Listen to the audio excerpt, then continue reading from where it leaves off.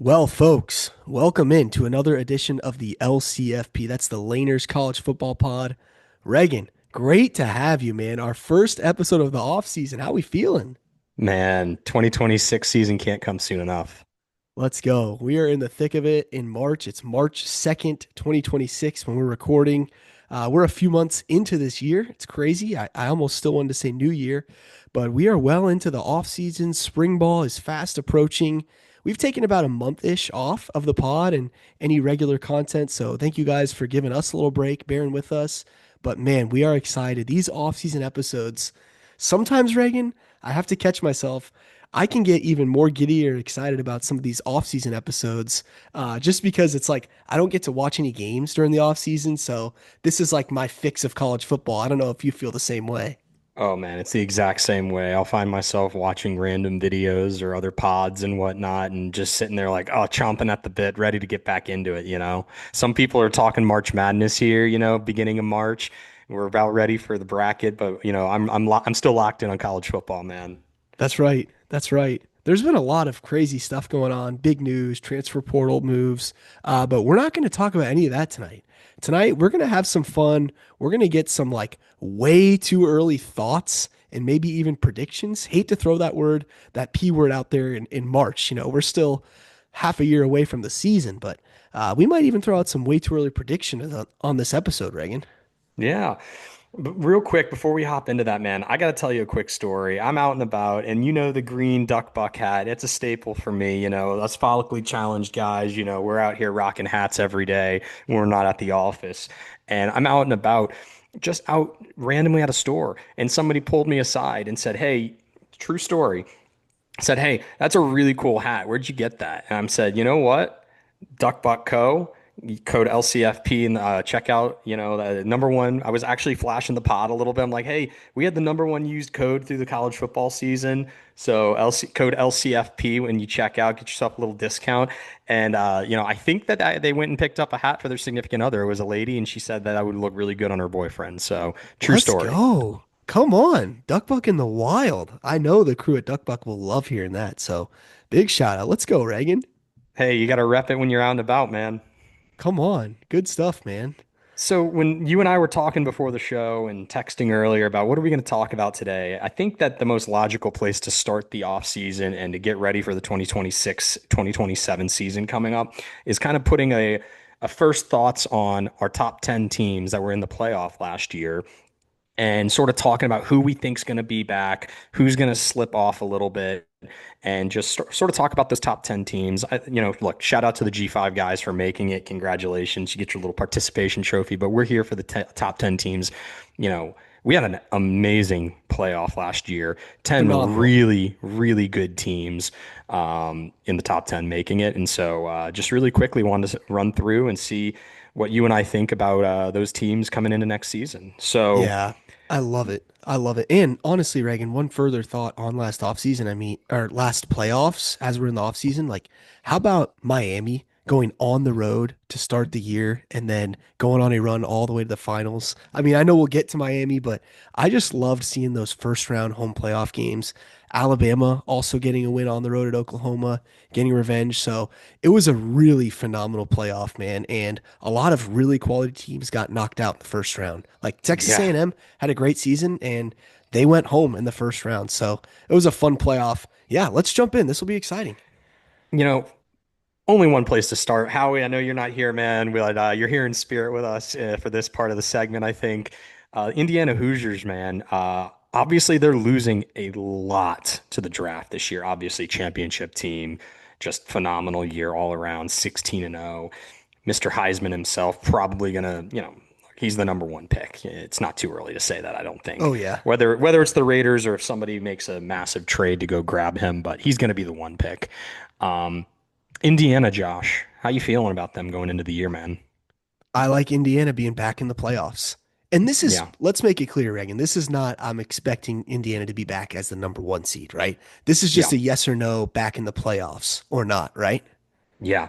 No, look, a massive amount of respect is being paid in the betting markets right now to Indiana. They are tied with four other teams as the most likely champion going into next year with the best odds, which is really, I mean, for how much they're losing coming off of that kind of a year, it's a massive amount of respect being paid to Sig and that staff, man, what they've been able to do. I lean towards them being back. I wouldn't be shocked if they slipped as well. I feel like 10-2 is probably where I'd have them right now. Hoover coming in, we got to see what that. I don't even want to say downgrade necessarily, but I mean when you're losing the Heisman, you're going to see a dip in production a little bit. I have to Of course. imagine. Yeah. And so, look, I'm I a big mean, fan of Hoover and what he's done at TCU, and I think that was a huge pickup. Once again, Indiana going back to their staple of finding guys with proven experience, which to me is one of the things I look at of these teams in the portal: age, experience, productivity versus potential and like star ranking. So I think they're going back to that well of proven productivity, and I just believe in Sig. And like you said, I think they maybe go 10-2 or something along those lines, but I think they're back in the playoff mix. yeah, I mean, they almost lost that game to Penn State. Almost only matters in hand grenades and horseshoes, so it doesn't matter at all. And I'm not trying to diminish their season at all. But if you don't have Mendoza and you don't have Omar Cooper and those guys, do they make those couple of plays here and there that go help them go undefeated? I don't know, but I like them going into next year. A team that I really like going into next year, though, the Ohio State Buckeyes. They were number Yeah. 2 going into the playoffs last year. Right now, it's hard for me to say that there's not a team that should be more favored than Ohio State, in my opinion, going into next year. I know they're losing a lot of guys, but Ohio State is one of those teams, prime Kirby Smart, prime Nick Saban. They do not take a step back. They simply reload and they shoot their shot again. And man, Ohio State, one more year, Jeremiah Smith, got to capitalize. Yeah, absolutely. And you get second year starter Julian saying now, more productivity there. Yeah, like you said, Reagan, you lose a guy like Caleb Downs. That's a once in a generational talent, but Ohio State is on that handful list of teams that exactly like you said, you can depend on. They've got a next man up. They will reload. They will bring their best. I mean, 2 years ago they lost Jack Sawyer, right? And I was like, oh man, what are they gonna do? Well, they've got a full barn ready of edge rushers that are gonna get after your quarterback. So, yeah, I picked Ohio State as my preseason national champion in 2025, and they made a great run, lost to Miami in a really good game. And I feel like they left a lot to be desired on special teams. I also felt like they got to sleepwalk through most of the season after being tested early. Their schedule significantly ramps up next year. It's probably one of the toughest in the Big Ten. So I like them going through a tough regular season and being prepared for the playoffs and making it back in. And I think that Ohio State, look, in the past, Josh, I've not been a guy to defend the buy and buy into the whole, the rest versus rust and all of that. I really think Ohio State really, in that first quarter, they were so rusty against Miami. And by the time they knocked that rust off, it was already nights out, you Yeah. know. You So mentioned we'll that see. one specifically, Reagan, of the four, kind of sticking out to you the most. Yeah, because if you look at the others, obviously Indiana on the bye, they won. Georgia in the first half really was dominating the line of scrimmage against Ole Miss before they lost.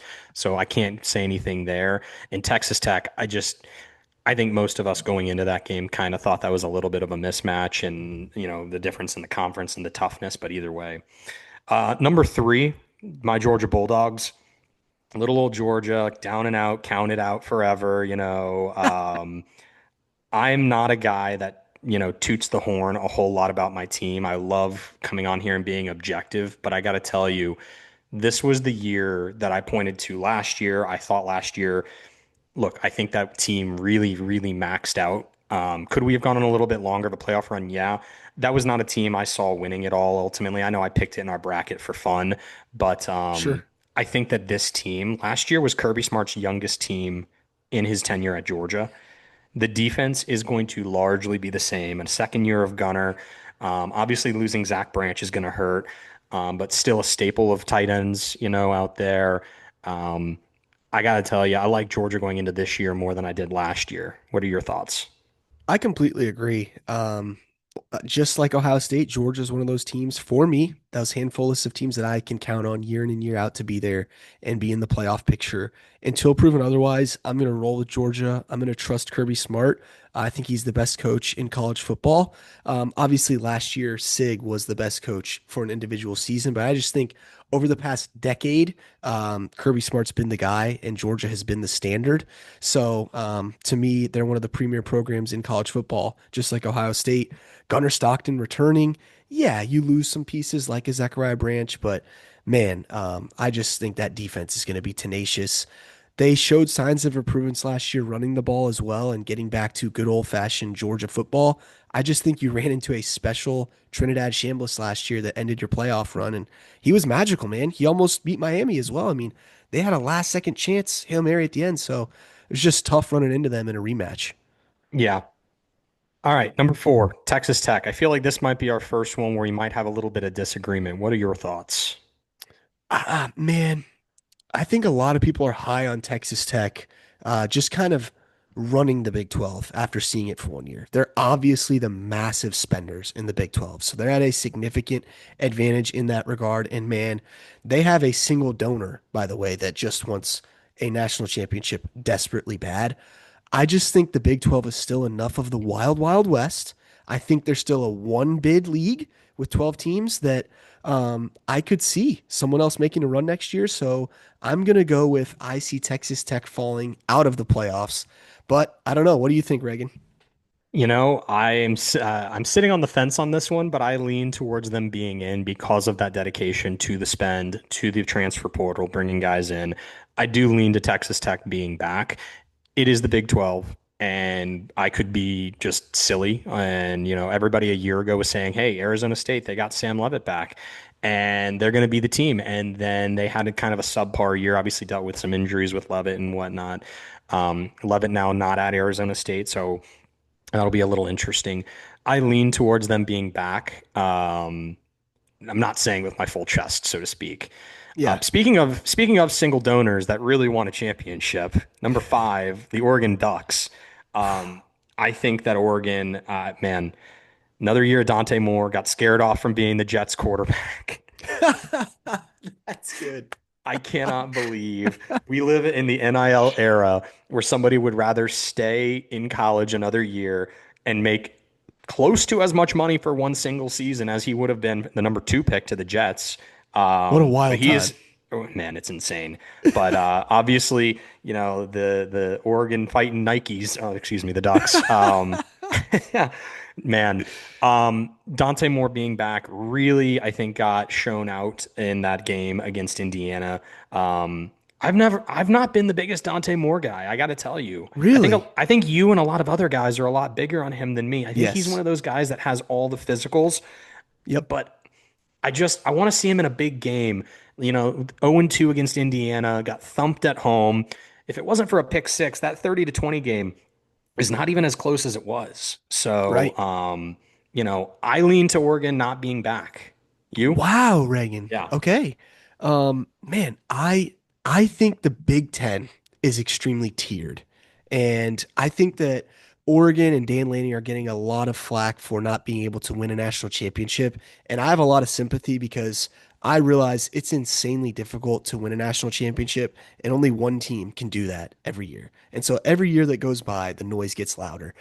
To me, Oregon is tier one in the Big Ten. Just their first season 2 years ago, going undefeated in the regular season, running the table, winning a national championship.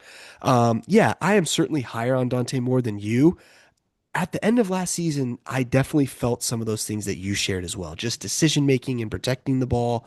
But I just trust Oregon running through the Big Ten with Ohio State, with Indiana, and making a return to the playoff. But I like your call, and you saying those things. It does make me shrink back a little on this because, Texas Tech, I was much more 50-50 on, but this is inching me closer to, well, I mean, what do we think of Oregon? Because Matt Campbell's new at Penn State, and Michigan's going to have another year with, a big time pickup in Kyle Whittingham. So that Big Ten to me at the top is going to get a little more competitive this year. So I should be a little more wary of just writing Oregon in. Yeah.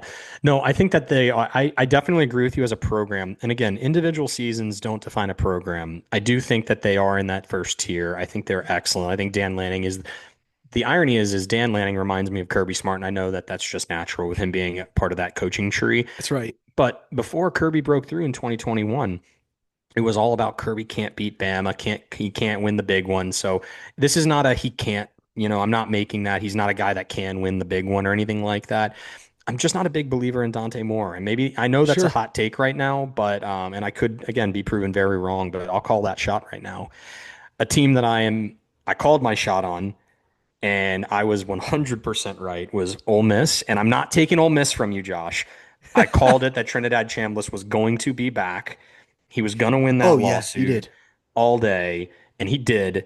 And a team that in the betting market right now they are way, way, way too low on them, in my opinion. Right now, Ole Miss just pulled them up. They are the 13th highest odds to win the national championship next year. Wow.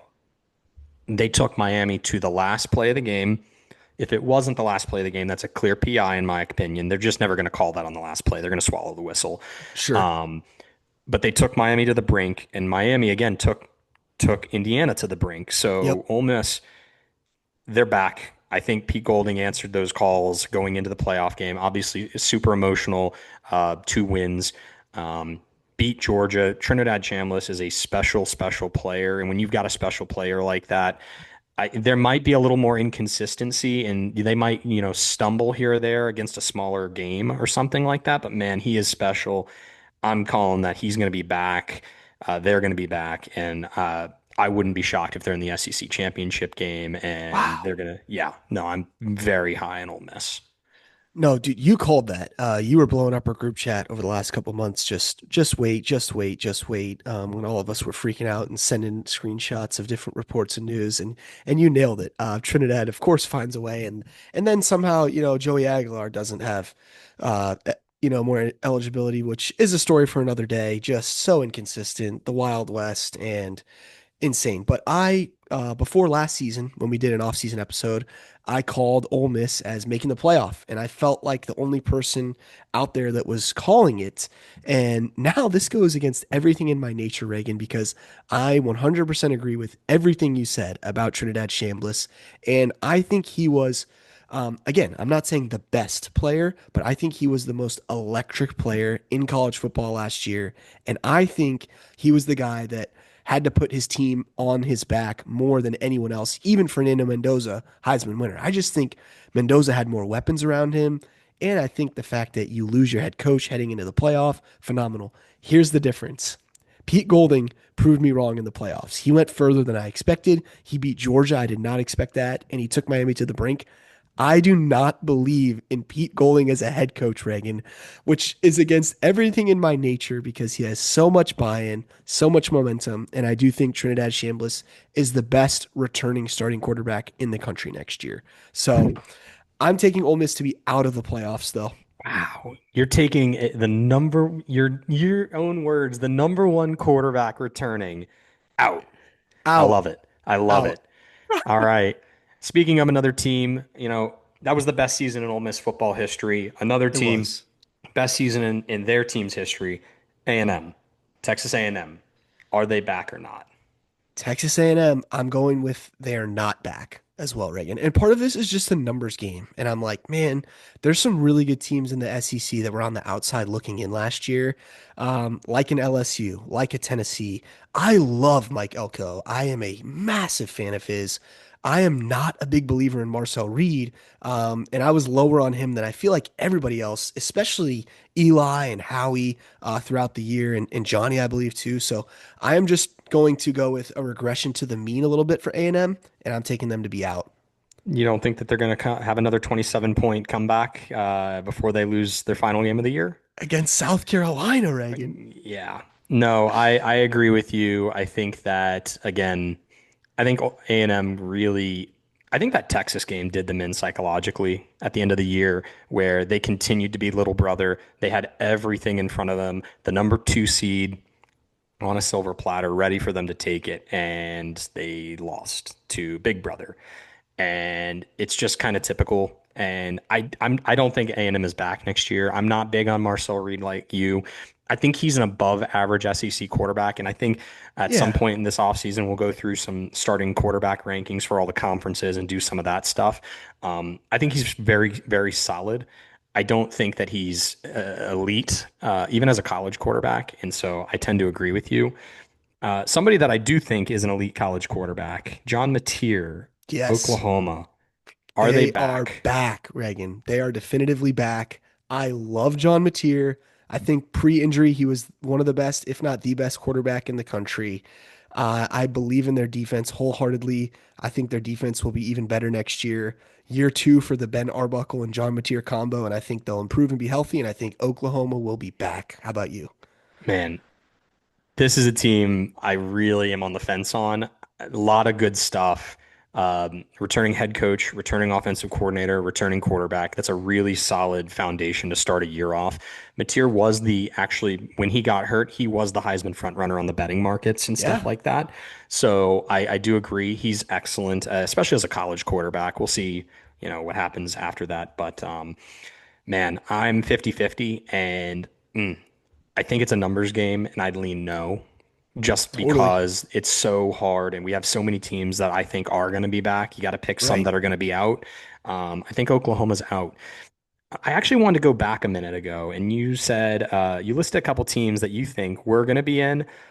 I got a hot take for you. I know we're not talking about teams outside of the top 10. A team that I have been incredibly low on, especially compared to the average fan and the average pundit out there, but I think I've been more right than everybody else on is Texas. Texas. I knew you were going there, Reagan. And I got to tell you, Laner, I think they're going to be really, really good next year. Wow. Wow. I've not been the arch guy. I've not believed in Sark and that Texas team for a while, and it's kind of interesting to me where Texas is sort of where Georgia was, a couple of years ago, even up as soon as this year, where Sure. they had a singular team that they really struggled against, but they were very good otherwise. And I know Texas has not been as good as Georgia against everybody else compared to the Right. Georgia Right. Alabama difference. Um, but I got to tell you, man, ooh, little bonus take for you there with Texas. I I do like have it. Texas squarely in the playoffs this year. Well, not to like jump the gun. If you want to share our next team, people might be surprised about what I think, and it Yep. will all connect to So, this. I was big on my team. I'm curious, you with your team, the Crimson Tide. Yeah, so like you said, and I think, and maybe I'm just biased because I'm one of your co-hosts, but I think you do a great job staying objective on Georgia. I like to think I stay pretty objective on Alabama as well, and unless I'm forced into a particular segment like I was last year in the playoffs for the Rose Bowl. I'll get the whistle back out. Um, I actually think Alabama's out of the playoffs next year, and I again, it's a numbers thing, and I think, man, Texas, Notre Dame, LSU, those are three spots that are going to be taken up next year. You have LSU in. Yes. Yeah, I and this don't. is way too early. And I know this is Yeah. not the segment as who we Yeah. think is in, Yeah. but I just think right now I'm really going, okay, I think those are three programs that are in. And I'm like, well, I'm not booting Georgia. I'm not booting Oklahoma. Who's kind of the odd man out? Right now, I look at Texas A&M and Alabama, and I think Alabama, and I said Ole Miss as well. I just think they're so inconsistent, Reagan. And until proven otherwise, until they can show up and play according to the standard every single game, week in and week out, I'm just looking at their schedule this year, and I'm going, I think they're on the outside looking in, even though I think they have the most important quarterback battle this offseason and two of the best quarterbacks in the country. If either of them wins the job, I'm happy, Reagan, to be honest with you. So, Yeah. yeah, I just think it's that consistency piece. What about you? Yeah, I've got Alabama in. I'm not going to overthink it. I'm going to bet on the Alabama culture. I think it's still very strong.